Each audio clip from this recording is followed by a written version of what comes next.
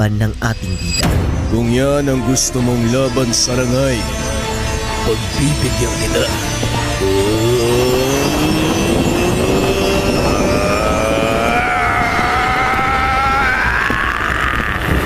Magandang gabi mga kaibigan. Pwede bang malaman kung saan ang punta niyo? sungay ng balaw. Gabi na. Sino ka? At anong ginagawa mo sa labas ng bahay tandaan? Ikaw na rin ang nagsabing 10 oras na ng gabi. Ang mga kagaya mo ay dapat nagpapahinga na.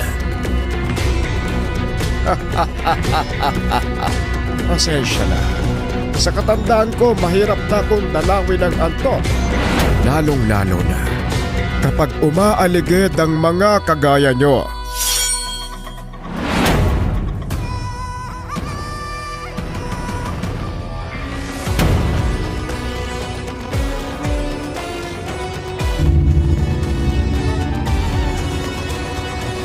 Ano sa tingin mo ang magagawa mo para pigilan kami? Tignan mo ang sarili mo. Ni hindi mo na kayang umalis sa kinakatayuan mo, tanda. Bakit hindi mo subukang sumugod?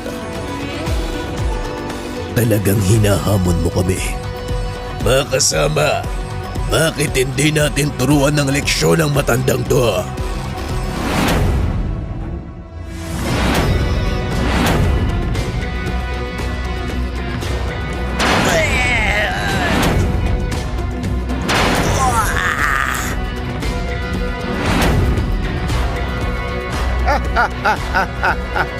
Eh sinong hinahanap nyo dyan? Nandito ako!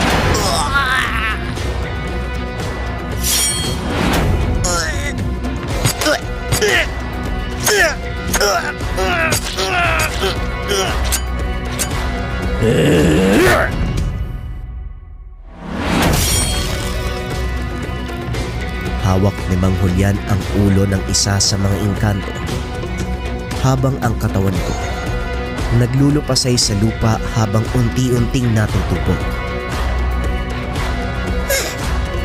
Sino ka? Ako? Depende. Pwedeng kaibigan, pwedeng kalaban. Pero para sa mga kagaya ninyo, ako ang pinakamasama niyong bagugot!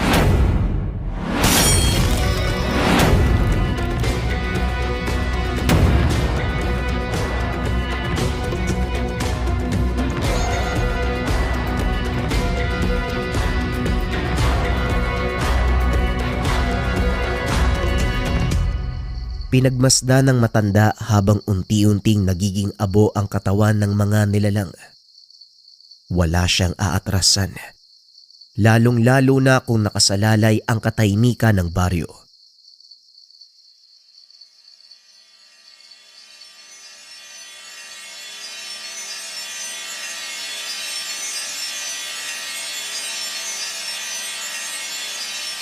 Napapansin ko lang, mukhang napapadalas ang pagtawid ng mga engkanto dito sa ating lantawan.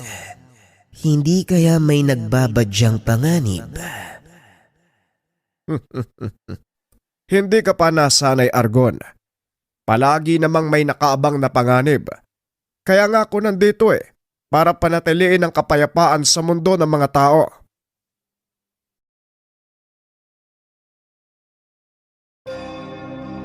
Nakatira si Mang Julian sa pinakadulong bahagi ng baryo.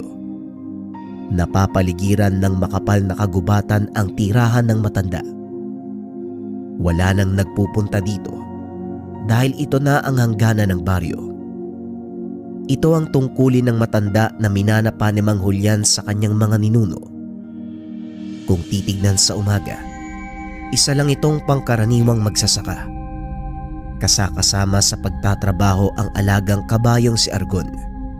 Madalas hindi pinapansin ang matanda sa kanilang baryo dahil hindi rin gaanong nakikisalamuha sa mga tao. Nagpupunta lang ito sa baryo sa tuwing bibili ng paboritong lambanog tuwing sasapit ang hapon. Habang payapang natutulog ang mga taga-baryo, Buong gabing nagbabantay ang matanda sa kanyang atangan. Paminsan-minsan, may mga napapadaang nang iilaw ng isda sa ilog. Nagtataka ang mga ito kung bakit halos gabi-gabi nakikita nila sa ganong kalagayan ang matanda. Eto na naman ang mga ososero. Mukhang nagdududa na ang mga taga-baryo. Hayaan mo silang isipin ang gusto nila, Argon. Hanggat alam kong nasa maayos sa kalagayan ng baryo, wala akong pakialam sa sinasabi ng mga tao. Habang nag-uusap, nakarinig ng malakas sa sigawan ng dalawa na tila ba nagmumula sa kakawayan. Naloko na. Hindi basta-basta ang sigaw na yon. Halika na, bago pa mauli ang lahat. Ang mabuti pa sumakay na ako sa likuran mo nang mabilis tayong makarating.